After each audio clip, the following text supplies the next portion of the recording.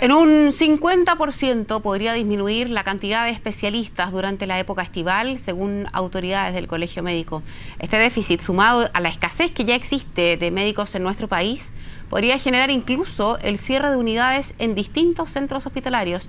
Desde el gremio han llamado al gobierno a tomar medidas preventivas frente a esa posible situación. Queremos ahondar en ese tema y conversamos con la presidenta del Consejo Regional de Santiago del Colegio Médico, Isquia Siches. Gracias, Isquia, por venir. ¿Cómo está usted? Muy bien.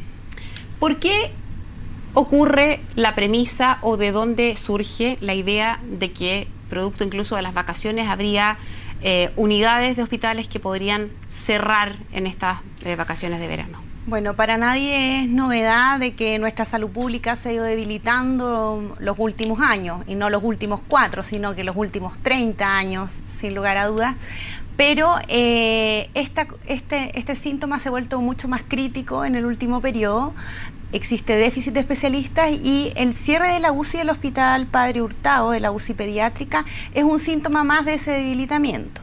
Y los capítulos médicos, que son nuestras organizaciones en cada uno de los hospitales, se reunió la semana pasada y en realidad manifestó de que ellos veían la debilidad en sus servicios, tanto de urgencia de la región metropolitana como de las unidades de pacientes críticos, UCIs intermedios, que ya tienen dificultades para cubrir los turnos. En el periodo estival y en las fiestas, obviamente, muchos de estos profesionales salen de vacaciones y se ve más tensionada esta dificultad para poder cubrir los turnos de estas unidades. ¿Y es que cómo se resolvía esto en el pasado? Digamos, todos los años todas las personas tienen el derecho a tomarse las vacaciones y nadie, producto de un problema tan mayúsculo, va a privarse de su derecho laboral por resolver un asunto que es mucho más profundo. Pero ¿cómo se resolvía esto en el pasado? Entendiendo que la crisis de especialistas o de falta de médicos no es algo de este año, sino que, como usted decía, viene de hace mucho. En el pasado, ¿cómo se resolvía? En general se suelen coordinar unidades, a veces se cierran áreas hospitalarias, pero en estas unidades críticas yo siento que existió una mayor migración de profesionales y de hecho estamos trabajando en Santiago para hacer un catastro de cuántos especialistas nos faltan en las unidades, sobre todo en las unidades de urgencia, donde ya tenemos que extrañar cirujanos, que son fundamentales, médicos internistas, o urgenciólogos, para poder tener este desafío. Y es que hace poco el Ministerio de Salud habló de 3.795, probablemente un poco más, de carencia de médicos especialistas. ¿Ustedes comparten esa cifra o creen que es mucho más? La compartimos. El tema es cómo se distribuyen dentro del servicio público y servicio privado. ¿Por qué hoy día un médico está migrando al sistema privado? Porque hoy día para un médico no es atractivo desde el punto de vista profesional, económico, de ambiente o de condiciones laborales quedarse en el sistema público. Estamos justamente intentando hacer un diagnóstico para poder intentar volver a traer a los médicos de servicio público. Yo creo que son materias remuneracionales, pero no es solo eso, es la forma de contratación en el servicio público y es en realidad con los insumos que uno se desarrolle, con cómo le puede dar respuesta a las enfermedades que tienen nuestros pacientes, que son el 80% de la población en esa. Es una trinchera que es bastante dura y los médicos, y sobre todo médicos de mi generación, médicos más jóvenes, especialistas jóvenes, rápidamente se cansan de pelear con un sistema que está muy debilitado, donde no ven soluciones o no ven como un futuro alentador en materia de salud pública. Y por eso no solo tiene que ver con un tema de querer tener una mejor remuneración o tener mejor sueldo, sino que probablemente cuestiones como los insumos, la infraestructura, la tecnología con la que trabajan. Hasta tener sábanas en la residencia. Lo hemos planteado muchas veces. Si nosotros mañana aumentamos ostensiblemente nuestras remuneraciones, tampoco va a haber una fila de médicos queriendo trabajar en los servicios públicos, porque no es solo un tema de remuneraciones, es un tema de cómo funcionan hoy día nuestros hospitales y eso merece mayor aporte de recursos para aumentar las remuneraciones, para tener mejor forma de contratación, pero también para que nuestros hospitales, como era en el pasado, tengan la más alta tecnología, tengan acceso a fármacos, tengan también cosas en este mismo periodo estival que decimos nosotros para tomar vacaciones tenemos que dejar cubiertos nuestros turnos. Lógico. Y si no, no tenemos posibilidad y nos rechazan nuestras vacaciones. Entonces, por ejemplo, en tu caso, si tú no tienes un periodista que haga tu programa, tú no puedes salir de vacaciones. Correcto. Es lo mismo que ocurre en los médicos. Ahora, ¿qué pasa con la situación en regiones distintas de la metropolitana? Normalmente en este tipo de casos uno piensa en la metropolitana, que es lo que tiene nosotros aquí en Santiago más cerca, pero la verdad es que vale la pena dar un vistazo también a otras regiones, que si el tema es grave en la metropolitana, no quiero ni pensar cómo es en otras partes.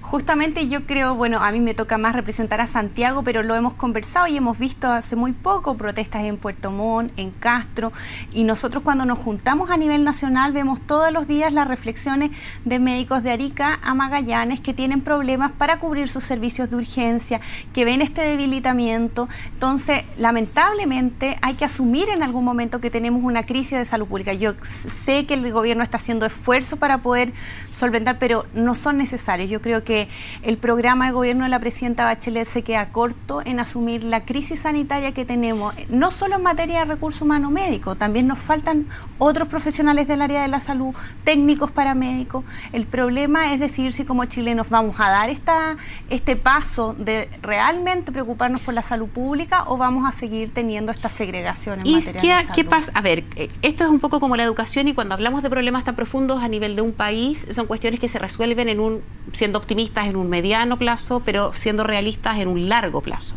Sí. El tema es cómo se resuelve el problema ahora, porque la gente se sigue enfermando y el tema de las patologías, de los trasplantes, de las cirugías, de las listas de espera es algo que no para. Sin embargo, la solución es una cuestión que puede demorar. Ahí entonces la tremenda encrucijada de cómo se sale de esta historia, entendiendo que la gente se sigue enfermando. Le hemos planteado al Ministerio 2 carriles, una agenda más corta que vaya dando señales, sobre todo a lo que nos compete a nosotros el recurso humano médico, pero que hay que iniciar este proceso de trabajo a largo plazo. Si lo no iniciamos hoy día, ese proceso cada vez se va a ir extendiendo más. En materia de recurso humano médico, hemos planteado que necesitamos una nueva carrera médica. Ustedes no sé si saben, pero los médicos de atención primaria, los institucionales del Hospital Militar, de Gendarmería, los hospitales experimentales y los hospitales públicos, cada uno están contratados de formas distintas.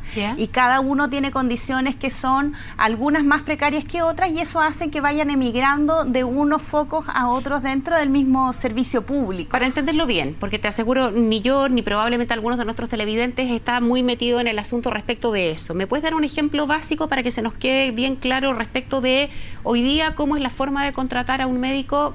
Pongamos el ejemplo de la situación que ustedes describen como más precaria. ¿Qué pasa ahí? ¿Cómo es ese contrato? La carrera médica favorece mucho a la gente que tiene antigüedad. Entonces, un especialista hoy recién egresado, por ejemplo, un internista, yo estoy haciendo medicina interna, tiene una remuneración que es más o menos por 22 horas 470.000 pesos. ¿Brutos líquidos? Líquidos. Perfecto. Pensando que en el sistema privado, él por ese mismo horario podría tener una remuneración casi 10 veces lo que gana en el servicio público. Cuando el médico avanza mucho en su periodo de formación, puede ir en su carrera médica puede ir acercándose a eso, pero inicialmente las remuneraciones no están muy cercanas a lo que son las remuneraciones a nivel nacional. Pero más que eso, hoy día, para poder tener estos especialistas en el servicio público, se ha intentado comprar servicios de forma externa. Entonces ya a los médicos no se les contrata porque como las remuneraciones no eran atractivas para los colegas, se les contrata por compra de servicios, por honorario. Tú trabajas, yo te pago; tú no trabajas, yo no te pago; no tienes vacaciones, no tienes licencias, no tienes prenatal, postnatal, nada. O sea, una precariedad laboral en costas de poder mejorar esas remuneraciones.